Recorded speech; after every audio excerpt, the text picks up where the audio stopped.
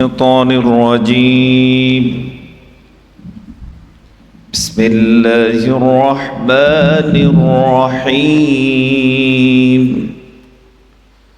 وسارعوا إلى مغفرة من ربكم وجنة عرضها السماوات والأرض أعدت للمتقين الذين ينفقون في السراء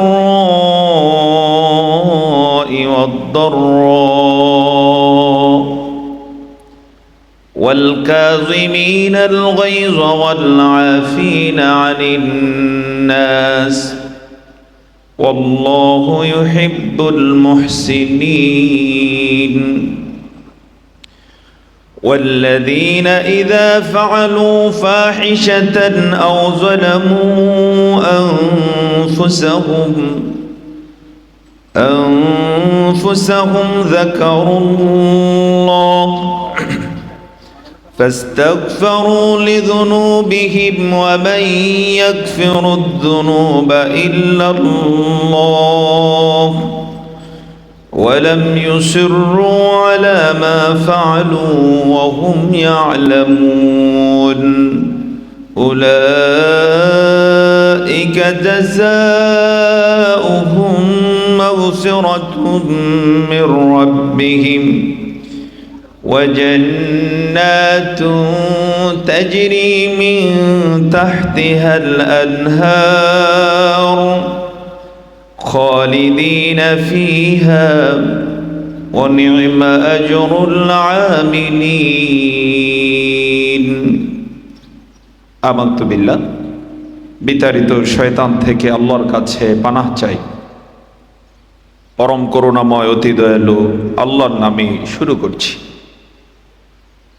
আর তোমরা দ্রুত অগ্রগামী হও, তোমাদের রবের পক্ষ থেকে ক্ষমা এবং এমন জান্নাত লাভের জন্য যার প্রস্থ আসমান সমূহ এবং জমিন সমূহ বরাবর, তা প্রস্তুত করা হয়ে গেছে মুত্তাকিদের জন্য, যারা সচ্ছলতা বা অসচ্ছলতায় খরচ করেন, ক্রোধকে নিয়ন্ত্রণ করেন, মানুষকে ক্ষমা করে দেন, কোনো ফাহিশা কাজ করলে অথবা নিজেদের প্রতি জুলুম করলে আল্লাহকে স্মরণ করেন এবং নিজেদের গুনার জন্য ক্ষমা প্রার্থনা করেন।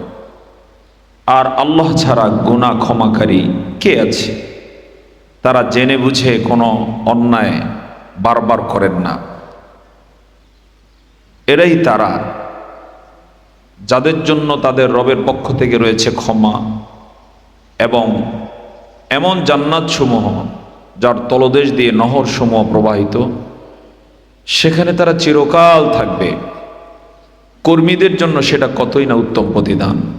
সাদাকাল্লাহুল আযীম ওয়া সাদাকা রাসূলুহুন নবিয়্যুল কারীম ওয়া নাহনু আলা যালিকা লামিনাশ শাহিদিন ওয়াশ শাকিরিন আলহামদুলিল্লাহি রাব্বিল আলামিন। রাব্বি ইশরাহ লি সাদরি ওয়া ইয়াসসির লি আমরি ওয়াহলুল উকদাতাম মিন লিসানি ইয়াফকাহু কওলি। দক্ষিণ এশিয়ার সর্ববৃহৎ ইসলামী আন্দোলন শহীদি কাফেলা বাংলাদেশ জামায়াতে ইসলামী ঢাকা মহানগরী উত্তরের অত্যন্ত গুরুত্বপূর্ণ থানা সাংগঠনিক বসুন্ধরা থানার আজকের এই মোবারক আয়োজনের উপস্থিত বিজ্ঞ সঞ্চালক, উপস্থিত রয়েছেন থানার সম্মানিত আমির সহকারে নেতৃবৃন্দ এবং মূল আকর্ষণ বসুন্ধরার সম্মানিত দিনী ভাই সহ, আমরা আল্লাহ সুবহানাহু ওয়া তাআলার লাখ কোটি সুজুদ এবং শুকরিয়া আদায় করছি যে মহান আল্লাহ সুবহানাহু ওয়া তাআলা আমাদের মতো দুর্বল লোকগুলোকে ইসলামী আন্দোলনের জন্য কবুল করেছেন। এজন্য সকলে কালিমাত শুকর আদায় পড়ছি আলহামদুলিল্লাহ। দরুদ আর সালাম পেশ করছি আমাদের মহান বন্ধু, মহান নেতা রাসূল আকরাম সাল্লাল্লাহু আলাইহি ওয়াসাল্লামের শানে, যার আদর্শের মাঝেই রয়েছে কল্যাণ, যিনি শূন্য থেকে গোটা সভ্যতাকে চেঞ্জ করে দেখিয়ে গেলেন আন্দোলন কিভাবে করতে হয়। সে রসুলের শানে সকলে পড়ছি সাল্লাল্লাহু আলাইহি ওয়াসাল্লাম। বীর শহীদদের জন্য আল্লাহ তাআলার কাছে জান্নাতে উচ্চ মর্যাদা কামনা করছি। বিশেষ করে 24-এর জুলমের বিরুদ্ধে, ফ্যাসিস্টের বিরুদ্ধে আন্দোলনে যারা আমাদের চোখের সামনে শাহাদাত বরণ করে গেলেন, আল্লাহ তাআলা তাদের সকলকে জান্নাতে উচ্চ মাকাম দান করুন। যারা পঙ্গুত্ব বরণ করেছেন, আল্লাহ তাআলা তাদের বন্দোবস্ত করে দিন, এবং যে স্বপ্ন নিয়ে পরিবর্তনের স্বপ্ন বাস্তবায়ন আমরা যেন নির্ভুল ভূমিকা রাখতে পারি, আল্লাহ তাআলা আমাদেরকে সেই তৌফিক দান করুন। সম্মানিত ভাই সব, সম্মানিত হাজিরিন, আমি আপনাদের খেদমতে মহাগ্রন্থ আল কোরআনুল কারীমের 3য় সূরা, অত্যন্ত তাৎপর্যপূর্ণ সূরা, বৃহৎ সূরার মাঝে অন্যতম সূরা সূরাতু আল ইমরান থেকে কয়েকটি আয়াত তেলাওয়াত করেছি 133 থেকে 136 নম্বর আয়াত। সাথে সাথে শাব্দিক তর্জমাও পেশ করতে চেষ্টা করেছি। আল্লাহ তাআলা যদি তৌফিক দেন, এই আয়াতে কারিমা সমূহকে মূল ধরে কিছু কথা এই পরিবেশে বলে যেতে চাই। সকলে বলেন ইনশাআল্লাহ, ওমা তৌফিকি ইল্লা বিল্লাহ। সম্মানিত ভাই সব, কোরআনুল কারীম হচ্ছে আমাদের ইমানের পাওয়ার হাউসের নাম। যদি প্রশ্ন করা হয় ইমানের পাওয়ার হাউস কি, তাহলে জবাব হচ্ছে আল কোরআন। এজন্য বাংলাদেশ জামায়াত ইসলামী তার শপথের কর্মী যারা হবে তাদের সিলেবাসে অন্যতম 1 নম্বরের শর্ত জুড়ে দিয়েছে কি, প্রতিদিন কোরআন অধ্যয়ন। আছে না নাই? অন্য দলে যত লাফালাফি করতে পারে, এরপরে মারামারি করতে পারে, দৌড়ঝাঁপ করতে পারে, তখন তাদেরকে সামনে আনা হয়। আর বাংলাদেশ জামায়াত ইসলামীতে 1 নম্বরই রাখা হয়েছে আল্লাহর কোরআনকে কত ভালো আত্মস্থ করতে পারেন, উপলব্ধি করতে পারেন, বুঝতে পারেন, তাদেরকে গুরুত্ব দেওয়া হয়। কেন? কারণ এই কোরআন ইমানের পাওয়ার হাউসের নাম। কোরআনের ভাষায় ওয়াইদা তুলিয়াত আলাইহিম আয়াতুহু যাদাতহুম ঈমানা, যখন তাদের সামনে কোরআনের আয়াত তেলাওয়াত করা হয় তখন তাদের ঈমান বেড়ে যায়। সুবহানাল্লাহ বলুন। রাসূল করিম সাল্লাল্লাহু আলাইহি ওয়াসাল্লাম যে একটা বাহিনী গড়ে তুলেছিলেন, যেটা ভূমিকা স্বরূপ বললাম, শূন্য থেকে তাদেরকে কি শিখালেন যদি প্রশ্ন করি, একটাই জবাব, সেটা হচ্ছে কোরআন শিখালেন। সুবহানাল্লাহ বলুন। সে কোরআনের শিক্ষা পেয়ে তারা কি করলেন? আজ পর্যন্ত হযরত ওমর খাত্তাব রাদিয়াল্লাহু তাআলা আনহুর মতো একজন রাষ্ট্রপ্রধান গোটা বিশ্ব মিলে তৈরি করতে পারে না, কিন্তু রাসূল করিম সাল্লাল্লাহু আলাইহি ওয়াসাল্লাম তার মতো মহান ব্যক্তিকে তৈরি করেছেন। সুবহানাল্লাহ। তার ইতিহাস পড়তেছিলাম মাঝে দিয়ে, তার সময় মিশর কিভাবে বিজয় লাভ করলেন। আজকের যে প্যালেস্টাইন, যেখানে ক্রাইসিস চলছে, ফিলিস্তিন তো তার সময় বিজয় লাভ করেছে। শুধু ফিলিস্তিন নয়, রোম, পারস্য সব তার খেলাফতকালীন সময় মুসলমানদের পায়ের নিচে এসেছে। সেখানে পড়তে গিয়ে অবাক হয়েছি যে তার কি বলিষ্ঠ ভূমিকা। সুবহানাল্লাহ। আল্লাহ সুবহানাহু ওয়া তাআলা সে রাসূল আকরাম সাল্লাল্লাহু আলাইহি ওয়াসাল্লামের এই বাহিনীকে গড়ে তোলার জন্য যে কিতাবটা দিয়ে প্রেরণা দিয়েছেন, সেটার নাম আল কোরআন। গুরুত্বপূর্ণ বিষয়, সেই কোরআন কেউ পরিপূর্ণভাবেও পান নাই। যেমন হযরতে হামজা রাদিয়াল্লাহু তাআলা আনহু যে সময় শাহাদাত বরণ করেছেন, বলেন তো গোটা কোরআন কি তখনও নাজিল শেষ হয়েছে? হ্যাঁ, শেষ হয় নাই। 15 বছর গিয়েছে। কোরআন নাজিল হয়েছে মোট কত বছরে? 23 বছরে। সুবহানাল্লাহ। তখনও 7 বছর বাকি, 7 বছর প্লাস বাকি। তার মানে হচ্ছে কোরআনের হয়তোবা 1/3 বা অর্ধেকটা নাজিল হয়েছে, কিন্তু মানুষ হিসেবে তারা কোন মানে উন্নীত হয়েছে! সুবহানাল্লাহ, কল্পনাতীত। সেই কোরআন আমাদের কাছে আজও আছে না নাই? আসতে বলবেন, আছে না নাই? কিন্তু আমি জানতে চাই, আমরা সেই কোরআন থেকে সেভাবে ইমানের খোরাক নিতে পেরেছি কি? এই কোরআন থেকে মুসলিম উম্মাহ যদি সেভাবে খোরাক নিতে পারে, তাহলে কেউ বলা লাগবে না আপনি ইসলামী আন্দোলনে সক্রিয় হন, আপনাকে ভূমিকা রাখতে হবে। বরং সেই প্রস্তুত থাকবে যে কোনো মুহূর্তে ডাক আসার জন্য যে আমরা ইসলামের জন্য জীবন দেব, কুরবানি সর্বোচ্চটুকু করব। সুবহানাল্লাহ। কারণ এই কোরআন কাউকে ঘুমাতে দেয় না, এই কোরআন কাউকে অলস হতে দেয় না, এই কোরআন কাউকে হীনমন্য হতে দেয় না। এই কোরআন যারা অনুধাবন করে তারা কখনো কাপুরুষ হয় না, মুনাফিক হয় না। কথা বলেন ঠিক না? আর কারা হয় মুনাফিক, কাপুরুষ? খোঁজ নিয়ে দেখুন, জুব্বা থাকতে পারে, দাড়ি টুপি থাকতে পারে অনেক বড়, কিন্তু খোঁজ নিয়ে দেখুন আল্লাহর কোরআনের সাথে তার ভালো সম্পর্ক না। সম্মানিত ভাইসব, সেই কোরআনের এই মজলিসে বসে আমরা আল্লাহ তাআলার কাছে শুরুতে দোয়া করে নেব, এই কোরআন থেকে যেন ঈমানের সেই খোরাক নেয়ার তৌফিক আল্লাহ তাআলা আমাদেরকে দান করেন। যে খোরাক নিলে পরে, যে পাওয়ার নিলে পরে দ্বীনের উপর অটল অবিচল থাকা যায়, আমরণ কেউ উদ্বুদ্ধ করা ছাড়া নিজে উদ্বুদ্ধ হওয়া যায়, উজ্জীবিত থাকা যায়, অন্যকে উজ্জীবিত করা যায়। আল্লাহ তাআলা কোরআন থেকে সেই ঈমান আমাদেরকে দান করুন, সকলে বলে আল্লাহুম্মা আমিন। সুপ্রিয় উপস্থিতি, আমরা মূল আলোচনায় চলে যাব। আমি আপনাদের সামনে যেখান থেকে তেলাওয়াত করেছি, ইতোমধ্যে বলেছি এই সূরাটি হচ্ছে সূরা আলে ইমরান।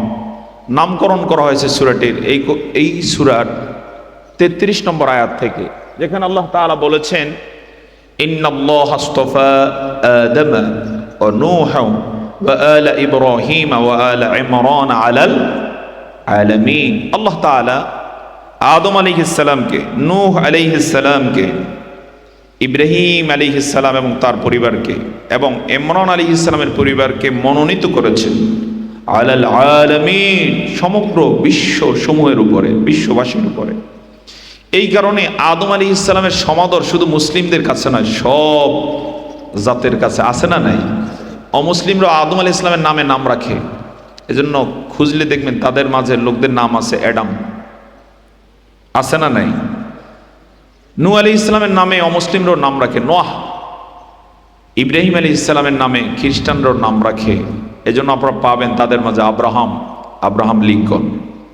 কেন? কারণ সবার উপরে আল্লাহ তাআলা তাদেরকে সমাদৃত করেছেন। অনুরূপভাবে ইমরান আলাইহিস সালাম তার পরিবারকে আল্লাহ তাআলা সমগ্র জাতিসমূহের উপরে মনোনীত করেছেন, এজন্য তাদের মাঝেও এরকম নাম পাওয়া যায়। ইহুদিদের মাঝেও দেখবেন যে নাম রাখে ডেভিড অর্থাৎ দাউদ আলাইহিস সালাম, তাদের মাঝেও নাম আছে আইজাক অর্থাৎ ইসহাক আলাইহিস সালামের নামটা এইভাবে তারা বিকৃত আকারে রাখে। তাদের মাঝেও আপনারা জোসেফ নাম পাবেন কোত্থেকে? ইউসুফ আলাইহিস সালাম থেকে, অর্থাৎ ইসহাক আলাইহিস সালামের ছেলে ইয়াকুব আলাইহিস সালাম, ও ইয়াকুব আলাইহিস সালামের নামও তারা রাখে জাকব। এগুলো সব কি নাম? কোরআনিক নাম, নবীদের নাম। কেন? এই আয়াত যেন বলে দিয়েছে তাদেরকে আল্লাহ তাআলা সমগ্র বিশ্ববাসীর উপরে কি করেছেন? মনোনীত করেছেন।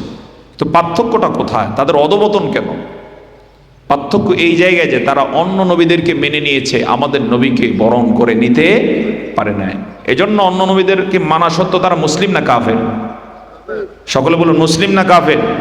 কেউ কেউ মাঝে মাঝে ধোকা দিতে চায় যে তারা তো এই নবীর উপরে ঈমান আনে। আমাদের দেশে বাইবেলের প্রচারের রেকর্ড পাওয়া যায়, তারা নেক শুরুতে ধোকা দিতে চায়। সেক্ষেত্রে মুসলিম উম্মাহ তাদের ধোকা থেকে বাঁচার জন্য সহজ কথা হচ্ছে এই যে তারা আমাদের নবীকে মানেন কিনা। যদি মানে তাহলে তারা অমুসলিম, কাফের, ইহুদি, খ্রিস্টান থাকার সুযোগ নাই, সোজা কি হয়ে যাবে? মুসলমান হয়ে যাবে। আর আমাদের নবীকে মানবে না, গোটা পৃথিবীর সব মানলেও তারা মুসলমান নয়, তারা কি? কাফের। ঠিকানা কোথায়? কোথায় ঠিকানা হবে? জাহান্নাম হয়ে যাবে। আল্লাহ তাআলা বলেছেন মা কানা মুহাম্মাদুন আবা আহাদিম মির রিজালিকুম ওয়ালাকিন রাসূলুল্লাহি ওয়া খাতামান নবিয়্যিন। রাসূল করিম সাল্লাল্লাহু আলাইহি ওয়াসাল্লাম হলেন আখিরি পয়গম্বর। এই আখিরি পয়গম্বরের প্রতি ঈমান আনবে তো মুসলিম হবে, মুমিন হবে, আনবে না মুসলিম হওয়ার সুযোগ নাই। তো এই 33 নম্বর আয়াত থেকে সূরাটির নাম সূরা আলে ইমরান। এর নাজিলের প্রেক্ষাপট জানা যায়, এই সূরাটি আল্লাহ সুবহানাহু ওয়া তাআলা মুসলিমদের বদরের বিজয় থেকে নবম হিজরিতে নাজরানের প্রতিনিধি দল আসা পর্যন্ত প্রায় 7 বছর জুড়ে এই সূরাটি নাজিল করেছে। সুবহানাল্লাহ বলুন।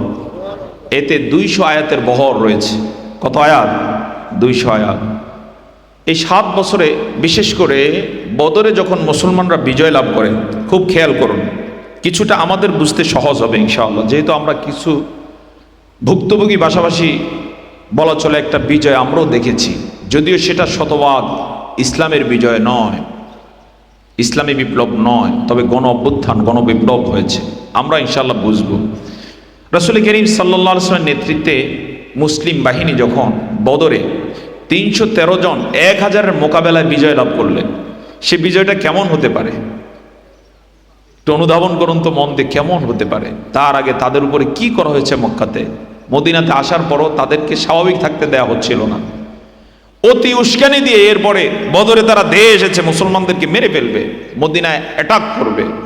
সেই প্রেক্ষাপটে তারা কৌশলী হলেন, তবে যুদ্ধের ময়দানে, যুদ্ধ থেকে পিঠ বাঁচিয়ে নয়, যুদ্ধের ময়দানে তারা অবতীর্ণ করলেন, রাসূলের পরিপূর্ণ অনুসরণ করলেন। কেউ কেউ ভয় পাচ্ছিলেন। সূরা তাওবায়, সূরা আনফালের মধ্যে আল্লাহ তাআলা এই কথাগুলো বলেছেন। এক পর্যায়ে এমন হচ্ছিল যে তাদেরকে মনে হচ্ছে মরণের দিকে হাঁকিয়ে নেওয়া হচ্ছে, অর্থাৎ কারো কারো মন চাচ্ছিল যে আমরা দুর্বল।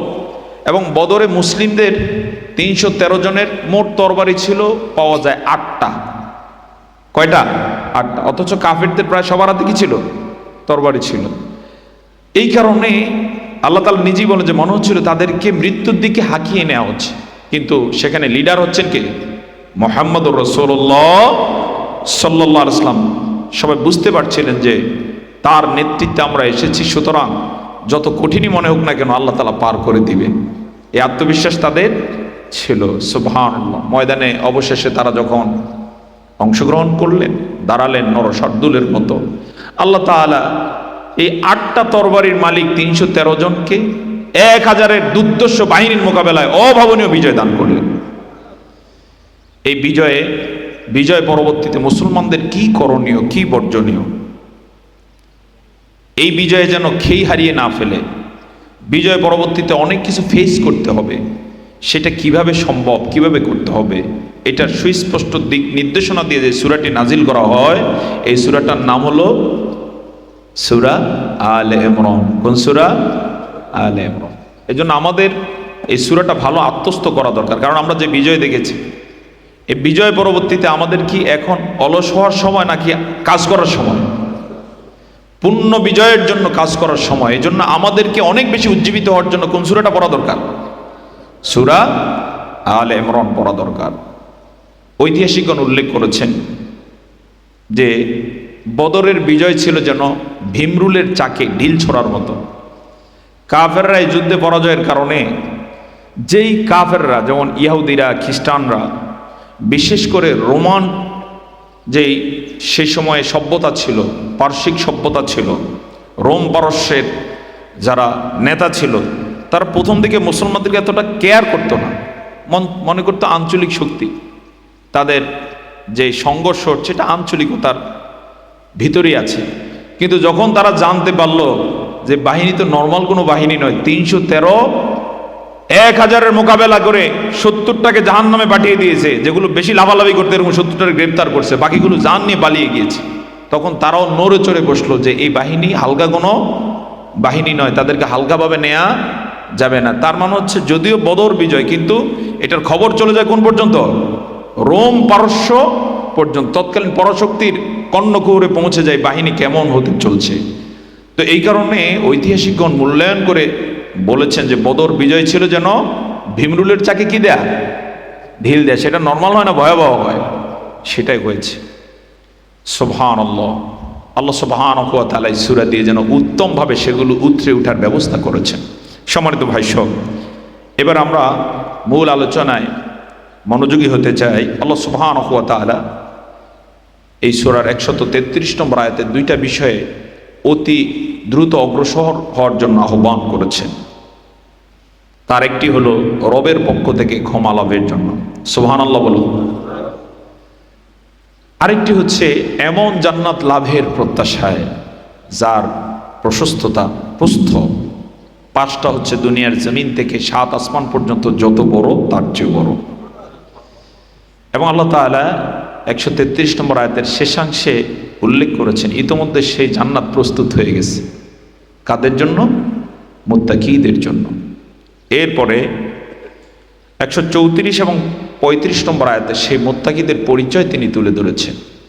আর 136 নম্বর আয়াতে আল্লাহ সুবহানাহু ওয়া তাআলা সুসংবাদ প্রদান করেছেন যে যারা উপরোক্ত কাজগুলো করবে তথা মুত্তাকির বৈশিষ্ট্য যারা লাভ করবে, আল্লাহ সুবহানাহু ওয়া তাআলা তাদেরকে যেই বিষয়ে অগ্রসর হওয়ার আহ্বান করেছেন, আল্লাহ সুবহানাহু ওয়া তাআলা সেই সুসংবাদ তাদেরকে দিয়ে দিয়েছেন। অর্থাৎ তাদের জন্য রয়েছে ক্ষমা এবং এমন জান্নাত যেগুলোর তলদেশ দিয়ে নহর প্রবাহিত রয়েছে, সেখানে তারা চিরকাল থাকবে। সুবহানাল্লাহ বলুন। তো আমরা মূল আলোচনায় চলে যাই। প্রথম বিষয় হচ্ছে তার পক্ষ থেকে ক্ষমার প্রশিক্ষণ, ক্ষমার মৌসুম চলছে। এই ক্ষমা লাভের জন্য দ্রুত অগ্রসর হওয়া। বিজয় পরবর্তীতে কেউ কেউ কখনো খেই হারিয়ে ফেলে, কি করবে না করবে দিশা পায় না। আমাদের দেশে এরকম ঘটনা আছে না নাই? এক শ্রেণী মনে করছে তারা একেবারে ক্ষমতার আলা তবকায় আছে এবং চিরাচরিত অভ্যাস জাতির কাছে প্রকাশ পাচ্ছে, চাঁদাবাজি শুরু করছে। অবশ্যই এগুলো মাশাআল্লাহ বসুন্ধর এলাকায় নেই, কিন্তু বিভিন্ন এলাকায় নিউজ পাওয়া যায়। মূলত বিজয়ী হলে পরে এই জাতীয় করণীয় আল্লাহ তাআলা পছন্দ করেন না। আল্লাহ তাআলা চেয়ার উল্টে দিতে ওয়ান টাইম বিষয়, বেশি সময় প্রয়োজন হয় না। তার বক্তব্য হচ্ছে কুলিল্লাহুম্মা মালিকাল মুলক তুতিল মুলকা মান তাশা। পরের অংশ কি? ওয়া তানজিউল মুলকা মিম্মান তাশা। যার কাছ থেকে চাও তুমি মুহূর্তের মধ্যে কেড়ে নাও, তিনি সুযোগ দেন। এই সুযোগের সর্বোচ্চ সদ্ব্যবহার হচ্ছে ক্ষমা লাভ করার চেষ্টা করা। কারোর টেন্ডেন্সি যদি থাকে আমার রব আমার কাজে মাফ করবেন কিনা, তাহলে সে কখনো অন্যায় করতে পারে না, স্বৈরাচার হতে পারে না, ডিক্টেটরশিপ কখনো তার জন্য প্রযোজ্য হতে পারে না। ক্ষমা লাভের জন্য অন্যতম আরো কি আয়োজন আছে? ক্ষমা লাভের জন্য অন্যতম আয়োজন হচ্ছে বারবার তার কাছে ফিরে আসতে চেষ্টা করা। তিনি যেই কাজে মাফ করে দেন এই কাজগুলো বেছে বেছে করতে চেষ্টা করা। তিনি অন্যতম ক্ষমা করে দেন যদি তার জমিনে তার দিন প্রতিষ্ঠার জন্য প্রত্যয় ব্যক্ত করতে পারে কেউ, যে আমি আল্লাহর জমিনে আল্লাহর দিন প্রতিষ্ঠার জন্য কাজ করব। আর আল্লাহর দিন প্রতিষ্ঠার জন্য কাজের অন্যতম শক্তি হচ্ছে বায়াত। কি? বায়াতবদ্ধ জীবনযাপন করা, শপথবদ্ধ জীবনযাপন করা। কেউ যদি শপথবদ্ধ না থাকে, কমিটমেন্ট না থাকে তার কোনো জায়গায়, তাহলে সে কখনো ভালো কাজ করতে পারে না। এজন্য দেখবেন আমাদের দেশেও যত সাংবিধানিক পোস্ট আছে, এই পোস্টে কেউ বসলে তার শপথ আছে না নাই? দেখছেন কখনো?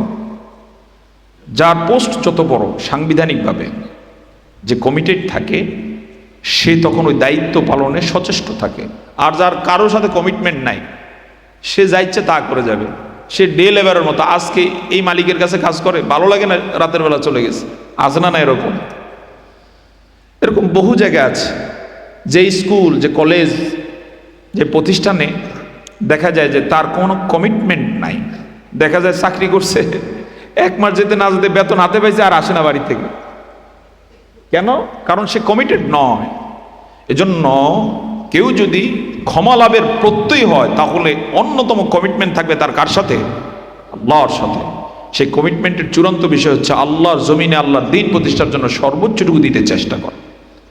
আল্লাহ তাআলার ভাষায় কুল ইন্না সলাতি, বলুন সলাতি ওয়া নুসুকি ওয়া মাহইয়ায়া ওয়া মামাতি লিল্লাহি রাব্বিল আলামিন। বলো আমার সলাত, আমার কুরবানি, আমার জীবন, আমার মরণ সবই তো লিল্লাহি রাব্বিল আলামিন, জগৎসমূহের প্রতিপালক আল্লাহ সুবহানাহু ওয়া তাআলার জন্য।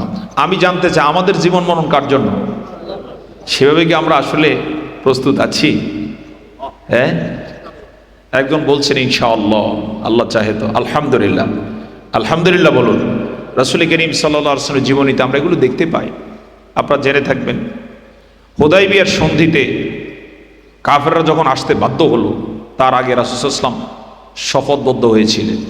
শপথ কাফেররা ভয় পায় নাকি আনন্দ পায়? শপথে মুসলমানদের হ্যাঁ জমের চেয়েও বেশি ভয় পায়। হুদায়বিয়াতে তার জ্যান্ত উদাহরণ রয়েছে। রাসূল সাল্লাল্লাহু আলাইহি ওয়াসাল্লাম যখনই ওই যে গায়ের যে এহরামের কাপড় ছিল এটারে খুললেন, কোমরে বাঁধলেন, বললেন ওমরার কাজ পরে হবে, আগে ওসমান হত্যার প্রতিশোধ হবে। তিনি সেখানে বসে গেলেন সুমাইসিয়া নামক স্থানে, আজকের পবিত্র মক্কা নগরী থেকে কাছে। তিনি ডান হাত পেতে দিলেন, শপথবদ্ধ হও, ওসমান হত্যার প্রতিশোধ না নিয়ে ওমরাও হবে না, আমরা এই ময়দান থেকে যাব না। সাধারণত যারা ইমানি বলে বলিয়ান থাকে তারা এই শপথকে লুফে নেয়। সুবহানাল্লাহ বলুন। আপনাদের লোকদের মাঝেও দেখবেন যে কিছু লোক যখনই মিছিলের আহ্বান আসে, আন্দোলনের আহ্বান আসে, তারা সামনের সারিতে থাকে। এদেরকে যেন আল্লাহ তাআলা ইমানি সৌন্দর্যের জন্য কবুল করেছে।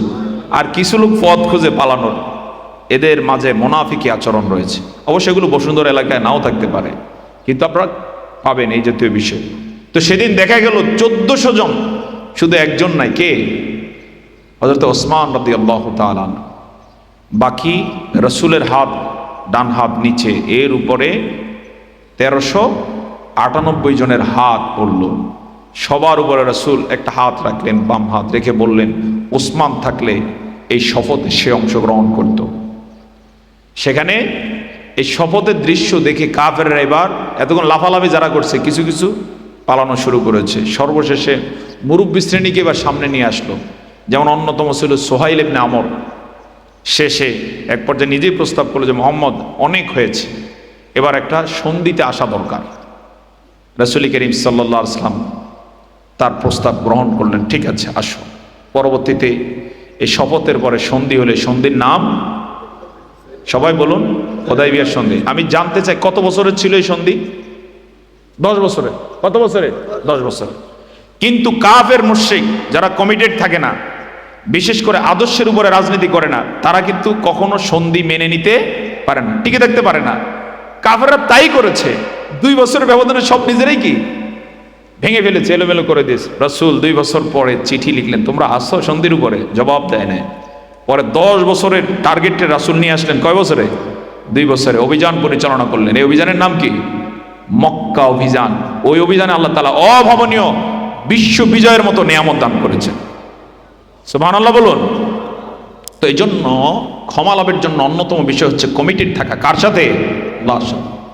এখানে আপনারা যারা কমিটেড রয়েছেন এরকম আল্লাহর জন্য, আল্লাহর জমিনে দিন প্রতিষ্ঠার, আমি সেই দিকে দৃষ্টি আকর্ষণ করব। এটা পরিপূর্ণতার মাঝেই রয়েছে ক্ষমা লাভের প্রেরণা। যদি ক্ষমা চাই তাহলে অন্যতম হচ্ছে এই কমিটমেন্টের উপরে থাকা, যে আমি তো আমার জীবনকে সঁপে দিয়েছি আল্লাহর জন্য। এই জন্য আল্লাহর জন্য যখন ডাক আসবে, আমার 1 নম্বর প্রায়োরিটি কি? সেই ডাকে সাড়া দেয়া। সব সময় উঁত পেতে থাকা, কখন আল্লাহর জন্য ডাক আসবে, প্রয়োজনে জীবনটুকু, সর্বোচ্চ আসেই কি একটা জীবন, এই জীবনটা দেওয়ার জন্য প্রস্তুতি গ্রহণ করা। তবে এই জীবন আল্লাহ তো সবার কাছ থেকে নেবেন না। ওই যে আল্লাহ সুবহানাহু ওয়া তাআলা, ধরেন বাগানের মালির যদি উদাহরণ নিয়ে আসি, মালি যদি কখনো বাগানের কোন একটা ফুল ছিঁড়তে হয়, কোন ফুলটা ছিঁড়বেন? হ্যাঁ, সবচেয়ে পছন্দ যেটা হয়, সুন্দর ঘ্রাণ আছে, ওইটাই ছিঁড়বেন। আমরা আল্লাহর এই জমিনের, তার বাগানের ফুলের মতো শাহাদাতের জন্য আল্লাহ তাআলা ওই ফুলটাকে পছন্দ করবেন, যার সকল কাজ বিবেচনায় তিনি দেখবেন যে সে ওকে আছে। তো এই জন্য সবার জীবন তো তিনি ময়দানে নেবেন না, তবে আমরা সবাই চেষ্টা করে যাব ইনশাআল্লাহ ক্ষমা লাভের জন্য। এইটা সর্বোত্তম কাজ।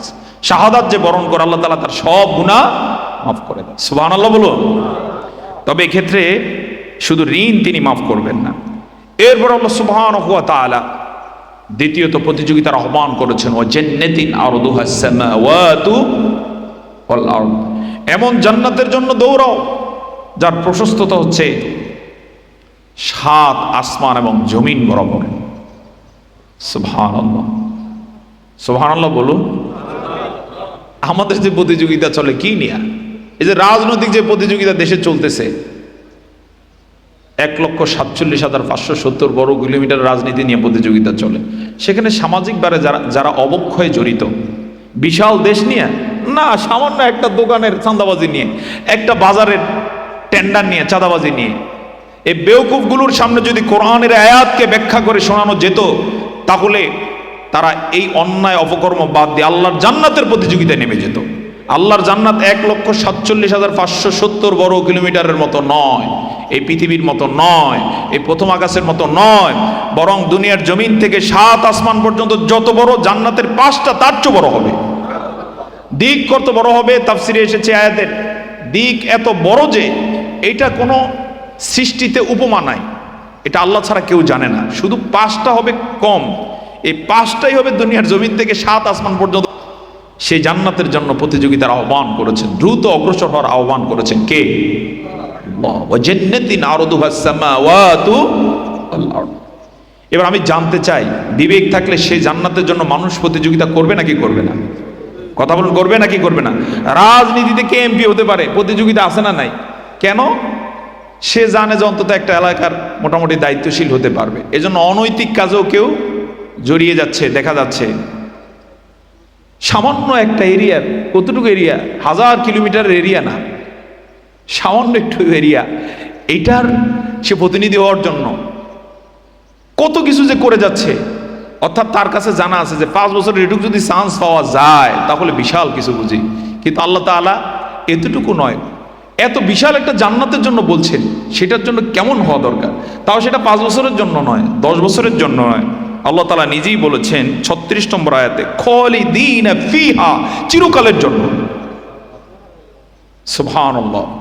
এই আয়াত যদি কারো বুঝে আসে, আমি বিশ্বাস করি একটা মুহূর্ত সে জান্নাত লাভের প্রত্যাশা ছাড়া ঘুমাবে না, ঘুম তার আসবে না চোখে, ওই জান্নাত লাভের প্রেরণায়, ভালোবাসায়, ওই জান্নাতের লোভে। আল্লাহু আকবার। আল্লাহ তাআলা আমাদের সকলের হৃদয়ে জান্নাতের লোভ ঢেলে দিন। তার সাথে কমিটমেন্ট যা করেছে জীবনে, কমিটমেন্ট বাস্তবায়ন আল্লাহ তাআলা সক্রিয় হওয়ার তৌফিক দান করুন। এরপরে তিনি বলছেন উইদ্দাত লিল মুত্তাকিন, এই জান্নাত ইতিমধ্যে প্রস্তুত হয়ে গেছে কাদের জন্য? মুত্তাকিদের জন্য। এমনটা তিনি বলেন না যে দেখি যারা যারা ঈমান আনবে, নেক কাজ করবে, কমিটমেন্টের উপরে অটল অবিচল থাকবে, আদালত আখিরাতে হিসাব নিকাশ করে এরপরে যতজন হবে মাথা পিছু তত জান্নাত এরপরে বানানো হবে, বিষয়টা এটা তিনি বলেন না। বলছেন উইদ্দাত লিল মুত্তাকিন, পাস্ট টেন্স তিনি ব্যবহার করছেন। সেটা প্রস্তুত হয়ে গেছে অলরেডি কাদের জন্য? মুত্তাকিদের জন্য। আল্লাহর জান্নাত রেডি, তবে আমরা এখনো রেডি হতে পারি না। আমরা যারা এখানে বসা আছি, আল্লাহর জান্নাতের হুর গেলমানরা আমাদের জন্য এমনভাবে জান্নাতের গ্যালারিতে বসা আছে। হাদিস এই জন্য এসেছে, জান্নাতি হুররা আল্লাহ তাআলার কাছে বলতে থাকেন, আল্লাহ আমাদেরকে আপনি যাদের জন্য সৃষ্টি করেছেন তারা যেন আমাদেরকে দেখে চক্ষু শীতলকারী হয়ে যায়, তাদের চক্ষু শীতল হয়ে যায়, আপনি সেই ব্যবস্থা করুন, এবং আমরা যেন তাদেরকে দেখে চক্ষু শীতল হয়। সুবহানাল্লাহ বলবো না? হাদিসে এও এসেছে, রাসূল করিম সাল্লাল্লাহু আলাইহি ওয়াসাল্লাম বলেছেন, এই দুনিয়ার মহিলারা তোমরা তোমাদের নেককার স্বামীদেরকে অভিসম্পাত করবা না। তোমরা যদি তোমাদের নেককার স্বামীদেরকে অভিসম্পাত করো, তখন এই স্বামী জান্নাতে গেলে পরে যাদের সাথে বিয়ে হবে সে হুর, সে জান্নাতি রমণীরা তোমাদেরকে তখন অভিসম্পাত করতে থাকে, বলতে থাকে সাবধান, আমার স্বামীর সাথে অন্যায় আচরণ করবা না, অচিরেই সে আমাদের সাথে সাক্ষাৎ করবে। সুবহানাল্লাহ বলবো না? আল্লাহর জান্নাত কি প্রস্তুত? বলুন, আল্লাহর জান্নাত প্রস্তুত। কল্পনা করা যায়? এটা কত প্রেরণাদায়ক কথা, হয়তো আমি ভাষায় প্রকাশ করতে পারলাম না, আপনার বিবেক দিয়ে বুঝতে চেষ্টা করুন।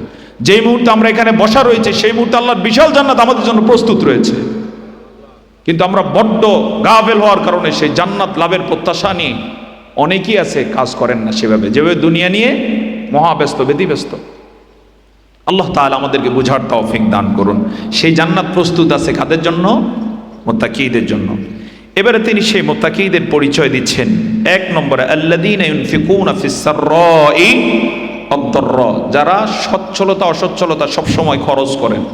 কি খরচ করেন? 1 নম্বরে হচ্ছে আল্লাহর দেয়া সময়। আমাদের জীবনের শ্রেষ্ঠ সম্পদের নাম কি? আল্লাহর দেয়া সময়। আমার হাতে থাক আর না থাক, সর্বোচ্চ সতর্ক থাকা কার পথে খরচের জন্য? আল্লাহর পথে। কেন? ওই জান্নাতে আমি যেতে চাই যেটার প্রশস্ততা দুনিয়ার জমিন থেকে 7 আসমান পর্যন্ত, যেমন তেমন। সুতরাং তার জন্য, সেই জান্নাতের জন্য অবশ্যই তো সর্বশ্রেষ্ঠটুকু ব্যয় করতে হবে, এটাই তো বিবেকের দাবি। তো আল্লাহ তাআলা বলছেন আল্লাযীনা ইউনফিকুনা ফিস সাররাই ওয়াদ-দাররা। দ্বিতীয়ত আমাদের সম্পদ, তৃতীয়ত আমাদের স্বাস্থ্য, সুস্বাস্থ্য যা আছে, এইভাবে খরচ করার মতো যা আছে, থাকলেও খরচ করতে হবে, না থাকলেও কি খরচের চেষ্টা করতে হবে। এক্ষেত্রে টাকা পয়সার বিষয়টা দিয়ে উদাহরণ দেয়া যায় যে থাকলে তো খরচ করবো, না থাকলে কোত্থেকে দেবো। ইসলামী আন্দোলনের জন্য যখন চাওয়া হয়, অনেকে এরকমটা বলতে পারেন যে এখন তো চাকরি নেই, ভালো ব্যবসা যাচ্ছে না, ইসলামী আন্দোলনকে ঠকাতে চান। এই আয়াত আহ্বান করছে এটা করা যাবে না, সর্বোচ্চটুকু দেন। কেমন দিতে হয়? হযরত আবু বকর থেকে প্রেরণা নিতে পারি আমরা। তাবুক যুদ্ধের দিনে কি করলেন? সব দিয়ে দিলেন। সুবহানাল্লাহ। হযরত ওমর রাদিয়াল্লাহু তাআলা আনহু সেদিন তার সম্পদের অর্ধেকটা দিয়ে দিলেন। আল্লাহু আকবার। এগুলো আমাদের জন্য শুধু ইতিহাস নাকি শিক্ষা? সবাই বলুন, ইতিহাস না শিক্ষা? তারা যে জান্নাতে যাবেন আমরা কি সেটার প্রত্যাশী কিনা? সুতরাং ওই লাইনে আসতে হবে। ওই লাইনে আসা ছাড়া শুধু চিন্তা করবার যে পেয়ে যাব, বিষয়টা এত সোজা নাও হতে পারে। তো আল্লাহ তাআলা বলছেন যারা সচ্ছলতা এবং অসচ্ছলতায় কি করবেন? দান করবেন। 2 নম্বরে হচ্ছে ওয়াল কাযিমিনাল গায়জ, যারা ক্রোধকে নিয়ন্ত্রণ করবেন, ক্রোধ নিয়ন্ত্রণ করবেন, রাগ নিয়ন্ত্রণ করবেন। এটা কেউ পারুক আর না পারুক, ওই সবচেয়ে বড় জান্নাতে যিনি যাবেন এটা তার গুণ, তিনি ক্রোধকে নিয়ন্ত্রণ করবেন। ক্রোধের বিষয় হলো মানুষের বয়স যত বাড়ে ক্রোধ তত বাড়ে। এই জন্য দেখবেন বেশি বয়সী যারা একটু মেজাজটা ঠান্ডা থাকে না, একটু মেজাজটা গরম থাকে। হ্যাঁ, একটু মেজাজ কি থাকে, গরম থাকাটাই স্বাভাবিক। তবে মেজাজ গরম হলো মাথা কি থাকবে, ঠান্ডা থাকবে। কেন? তিনি যদি মুত্তাকি হয়ে থাকে, এটা মুত্তাকির পরিচয়। ওয়াল কাযিমিনাল গায়জ, প্রবাদ বাক্য আছে, রেগে গেলেন তো হেরে গেলেন। এজন্য মুত্তাকি কখনো রাখতে পারে না, এজন্য মুত্তাকি কখনো হারে না। সুবহানাল্লাহ বলুন। পৃথিবীটা কাদের জন্য? মুত্তাকিদের জন্য। আল্লাহর জান্নাত কাদের জন্য? মুত্তাকিদের জন্য। যেহেতু সে রাগ কি করতে, নিয়ন্ত্রণ করতে। রাগের বিষয়ে অনেক হাদিস রয়েছে। রাসূল করিম সাল্লাল্লাহু আলাইহি ওয়াসাল্লাম বলেছেন, লাইসা শাদীদু বিসুরআ, শুনতেছেন আপনারা? লাইসা শাদীদু বিসুরআ ইন্নামা শাদীদুল্লাযী ইয়ামলিকু নাফসাহু ইনদাল গাদাব। ওই ব্যক্তি প্রকৃত বীর নয় যে ক্ষিপ্রতা যার মাঝে আছে, যুদ্ধে শত্রুকে পরাস্ত করে দেয়। সে যুদ্ধ শুরু করা মানে হচ্ছে বিজয়, এটার মাঝে প্রকৃত বীরত্ব নেই। ইন্নামা শাদীদুল্লাযী ইয়ামলিকু নাফসাহু ইনদাল গাদাব, প্রকৃত বীরত্ব হচ্ছে রাগের সময় যে নিজেকে নিয়ন্ত্রণ করতে পারে। সুবহানাল্লাহ বলুন। রাগ নিয়ন্ত্রণ করতে পারাই কি বীরত্বের পরিচয়। বলছেন কে? মুহাম্মদুর রাসূলুল্লাহ সাল্লাল্লাহু আলাইহি ওয়াসাল্লাম। রাগের কারণে ফ্যামিলিতে অসুবিধা দেখা দেয়, আছে না? না এরকম। সে বড় ভানের কিছু, কিন্তু বউয়ের সাথে সুসম্পর্ক নাই, বিচ্ছিন্ন, আলাদা, বিচ্ছেদ হয়ে গেছে। খোঁজ নিলে দেখা গেলে সামান্য কিছু থেকে রাগ সেখান থেকে আউট অফ কন্ট্রোল। মুত্তাকি যদি হয়ে থাকে কখনো এই কাজে সে যাওয়ার কথা না, কারণ তার রাগ থাকবে কি নিয়ন্ত্রণ। এভাবে সামাজিকভাবে রাজনৈতিক যে মারামারি, বেশিরভাগই কি ক্রোধ নিয়ন্ত্রণ করতে পারে না, ইগো নিয়ন্ত্রণ করতে পারে না। এটা ইগো হিসেবেও বলা যেতে পারে। মুত্তাকির পরিচয় হচ্ছে তিনি সবসময় এটাকে কি করবেন, নিয়ন্ত্রণ করবেন। আরেকটি হাদিস আপনারা পড়ে থাকবেন, আয়াতের তাফসিরে এসেছে। রাসূল করিম সাল্লাল্লাহু আলাইহি ওয়াসাল্লাম বলেছেন, জান্নাতের সবচেয়ে সুন্দরী হুরের সাথে ওই মুত্তাকি ব্যক্তির বিবাহের ব্যবস্থা হবে যিনি আল্লাহর জন্য রাগ নিয়ন্ত্রণ করতেন। সবচেয়ে বড় জান্নাতে যাবেন কারা যদি প্রশ্ন করা হয়, সেটা হচ্ছে মুত্তাকি ব্যক্তি যাবেন। আর সবচেয়ে সুন্দরী হুর পাবেন কে? জবাব হচ্ছে যিনি রাগ আল্লাহর জন্য কি করতেন, নিয়ন্ত্রণ করতেন। আদালতে আখেরাতে তাদেরকে আল্লাহ তাআলা সম্মানিত করবেন, ডেকে সবচেয়ে সুন্দরী হুরের সাথে বিবাহের ব্যবস্থা করে ঘোষণা দিবেন, সে দুনিয়াতে আমার জন্য রাগ নিয়ন্ত্রণ করত। সুবহানাল্লাহ বলবো না? এখন থেকে এই গুণকে খুব সতর্কতার সাথে প্র্যাকটিস করতে হবে, আল্লাহ সহজ করে দিন।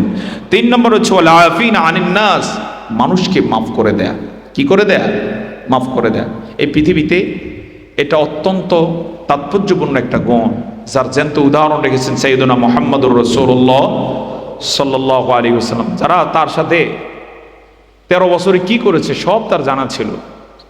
মক্কা বিজয় পর্যন্ত আরো 8 বছর, এই সময় তার সাথে কি করেছে। উহুদের ময়দানে তার দন্ত কাঁচা দাঁত ভেঙে দিয়েছে, মাথা ফাটিয়ে দিল তার। লোহার হেলমেটের উপরে কুপিয়ে ওই হেলমেট মাথায় দাবিয়ে দিয়েছে তারা। তার প্রিয় চাচাকে হত্যা করে, জবাই করে, কলিজা চিবিয়েছে বের করে।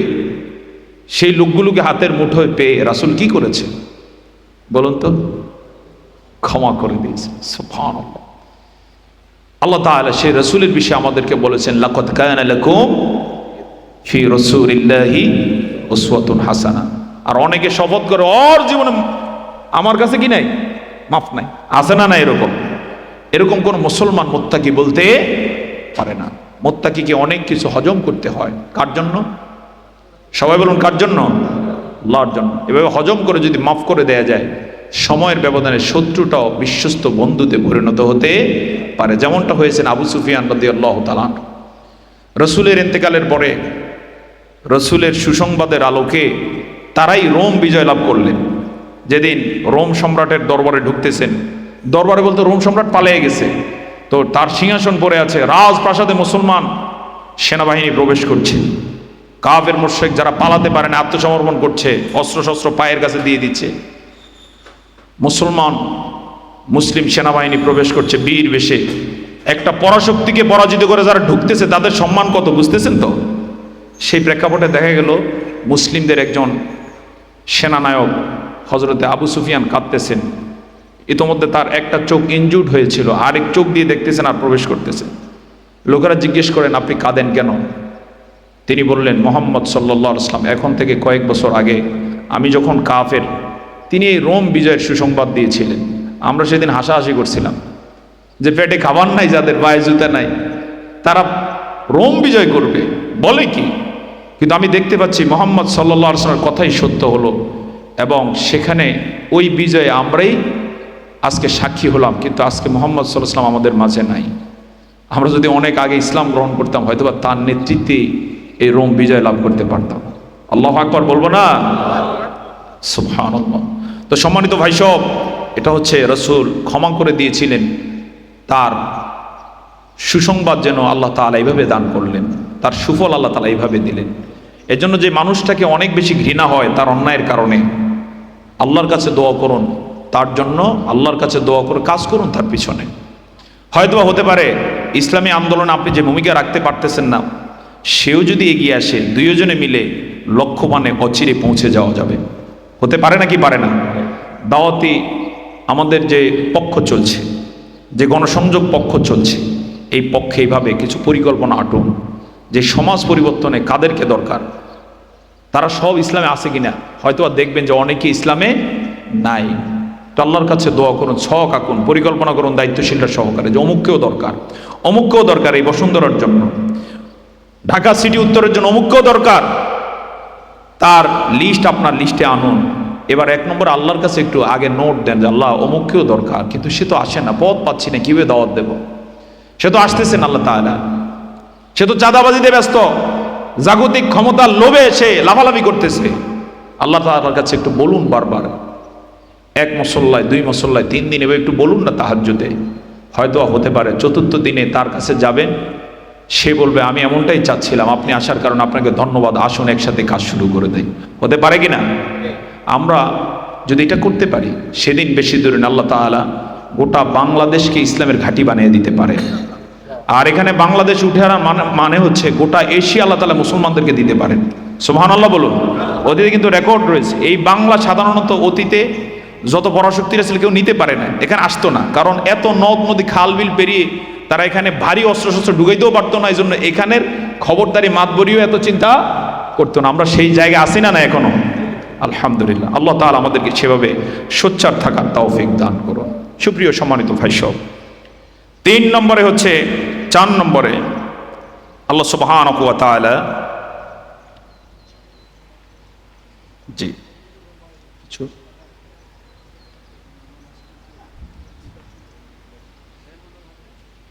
আল্লাহ সুবহানাহু ওয়া তাআলা 4 নম্বরে মুত্তাকির পরিচয় দিয়েছেন। সে পরিচয় হলো তারা যখন কোনো গুনার কাজ করে, আল্লাহ তাআলা বলেন আও যালামু আনফুসাহুম, অথবা নিজেরা নিজেদের প্রতি জুলুম করে। গুনার কাজ মানে হচ্ছে নিজেরা নিজেদের প্রতি কি করা? জুলুম করা। কারণ গুনার বোঝা কে বহন করা লাগবে? সাজা নিজেই বহন করতে হবে। এজন্য আল্লাহ তাআলা বলছেন আও যালামু আনফুসাহুম, নিজেরা নিজেদের প্রতি জুলুম করে। যাকারুল্লাহ, মুত্তাকি হয়ে থাকলে তখন আল্লাহকে স্মরণ করে এবং নিজের গুনার জন্য আল্লাহ তাআলার কাছে ক্ষমা প্রার্থনা করে। আল্লাহু আকবার বলুন। আলহামদুলিল্লাহ, আমাদের প্রধান মেহমান চলে এসেছেন। লিল্লাহি তাকবীর। জি, প্রধান মেহমানের আগমনে আমরা আনন্দিত এবং শুভেচ্ছা জানাচ্ছি। আমার আলোচনা আমি শেষ করতে চাই, এখনো যদিও একটু সময় আছে আলহামদুলিল্লাহ। সম্মানিত ভাই সব, তো মুত্তাকির 4 নম্বর পরিচয় হচ্ছে কোনো গুনার কাজ করলে অথবা নিজেরা নিজেদের প্রতি জুলুম করলে কাকে স্মরণ করবেন? আল্লাহকে স্মরণ করবেন এবং তাৎক্ষণিক গুনার জন্য ক্ষমা প্রার্থনা করবেন, সেজদায় পড়ে যাবেন, আল্লাহ আমি ঠিক করি নাই। 5 নম্বরে মুত্তাকির পরিচয় হচ্ছে ওয়ালাম ইউসিররু আলা মা ফাআলু ওয়া হুম ইয়ালামুন, তারা জেনে বুঝে কোনো অন্যায় বারবার করেন না। আল্লাহু আকবার। জেনে বুঝে কোনো গুনাহ বারবার করবে না। বিশেষ করে বাংলাদেশে স্বাধীনতার পর থেকে এই পর্যন্ত রাজনৈতিকভাবে একটা গুনাহ অনেক মানুষ করে যাচ্ছে, সেটা হচ্ছে কেউ ধর্মনিরপেক্ষ মতবাদ, কেউ জাতীয়তাবাদ, কেউ সমাজতন্ত্র, এইভাবে রাজনীতিতে নিজেদেরকে নাম লিখিয়ে কাজ করে যাচ্ছে। মূলত যদি রাজনীতি করতে হয় কার জন্য করতে হবে? আসতে বলুন না, কার জন্য? ক্ষমতার উৎসকে, মালিককে। কিন্তু জাতীয়ভাবে আমরা দেখতে পাই এই গুনাহ করে যাচ্ছে। মুত্তাকি হয়ে থাকলে জাতির লোকেরা তাহলে এক গুনাহ বারবার করতে পারেন না। আমাদের রাজনীতি, আমাদের সব কিছু একমাত্র একজনের জন্য হবে, তিনি হচ্ছেন আল্লাহ। যেই আয়াত আমি আপনাদেরকে আগে ইঙ্গিত দিয়েছি, অতীতে এরকম ভুল যারা করেছে এবার একটু বুঝাতে আমরা বদ্ধপরিকর হই যে আর এই ভুল যেন না করে। রাজনীতি হবে আল্লাহর জন্য, সবই তো আল্লাহর জন্য। রাজনীতি তো বান্দার জন্য হলে তাহলে যে বিশৃঙ্খলা অতীতেও দেখেছি এটাই তো হবে। মসজিদে যেভাবে বিশৃঙ্খলা নেই আল্লাহর ইবাদত থাকার কারণে, বাইরে তো এই বিশৃঙ্খলা থাকবে না যদি আল্লাহর জন্য বাহিরের জগৎটাও চলে। তো আল্লাহ সুবহানাহু ওয়া তাআলা বলছেন মুত্তাকির 5 নম্বরের পরিচয় হলো এক গুনাহ তারা জেনে বুঝে বারবার করবেন। আর যারা একই গুনাহ বারবার করে, অনেক কিছু হতে পারে, বুজুর্গ হতে পারে, বিরাট কিছু হতে পারে, কিন্তু সে কখনো মুত্তাকি হতে পারে না। আল্লাহর জান্নাত তার জন্য প্রযোজ্য নয়। সবচেয়ে বড় জান্নাতে যেতে হলে অবশ্যই ওয়ালাম ইউসিরু আলা মা ফাআলু, এখান থেকে তাকে দূরে থাকতে হবে। এরপরে আল্লাহ সুবহানাহু ওয়া তাআলা সর্বশেষে সুসংবাদ দিচ্ছেন উলাইকা জাযাউহুম মাগফিরা, এমনটা যারা করবেন তাদের জন্য রয়েছে ক্ষমা এবং এমন জান্নাতগুলো রয়েছে যেগুলোর তলদেশ দিয়ে নহর সমূহ প্রবাহিত। 4টা নহরের তাফসীর আল্লাহ নিজে করেছেন সূরা মুহাম্মাদের 15 নম্বর আয়াতে। একটা স্বচ্ছ সুমিষ্ট পানির, একটা মধুর, একটা দুধের এবং একটা মদের নহর থাকবে আল্লাহর বিশাল জান্নাতের মধ্যে। সর্বশেষে আল্লাহ সুবহানাহু ওয়া তাআলা বলছেন খালিদিনা ফিহা, সেথায় তারা চিরকাল থাকবে। ওয়া নি'মা আজরুল আমিলিন, আল্লাহ তাআলার কি চমৎকার উচ্ছ্বাস তিনি ব্যক্ত করছেন যে সৎকর্মীদের জন্য সেটা কতই না উত্তম প্রতিদান হয়ে যাবে। সুবহানাল্লাহ। সম্মানিত ভাই সব আসুন সেই প্রতিযোগিতা আমরা অগ্রসর হই। পাশাপাশি হচ্ছে সবচেয়ে বড় জান্নাতটা যাদের জন্য রয়েছে সেই জান্নাত লাভের জন্য 5টা কাজে আমরা মনোযোগী হয়ে কাজ করে যাই। আল্লাহ তাআলা কবুল করুন। সকলে বলে আল্লাহুম্মা আমিন। সেও যদি কাজ করে যেতে পারে আমি বিশ্বাস করি বসুন্ধরা হবে ইসলামের ঘাঁটি, ঢাকা মহানগরী উত্তর হবে ইসলামের ঘাঁটি। কখনো কখনো এমন হয় যুগ জমানা উল্টে দিতে চাই না অনেকজন, একই মানুষ আনতে পারেন জাতির জাগরণ। একজন মানুষও কখনো কখনো জাতির জাগরণ আনতে পারেন, সম্ভব না অসম্ভব? সেখানে এতগুলো মানুষ যদি জাতীয় জাগরণে ভূমিকা রাখি কেমন হতে পারে? ইনশাআল্লাহ অনেক মসৃণ হতে পারে। সেই মসৃণ পথ আমরা যেন মুত্তাকির পরিচয় দিয়ে বিনির্মাণে ভূমিকা রাখতে পারি। আজকের প্রোগ্রাম হোক তার প্রেরণা। এ কথা বলি আমার আলোচনা শেষ করলাম। কোন সূরা থেকে করেছিলাম আলোচনা? কত থেকে কত? 133 থেকে 136 নম্বর আয়াত। আল্লাহ তাআলা কবুল করুন, আমিন। ওয়া আখিরু দাওয়ানা আলহামদুলিল্লাহি রাব্বিল আলামিন। আসসালামু আলাইকুম ওয়া রাহমাতুল্লাহি ওয়া বারাকাতুহু।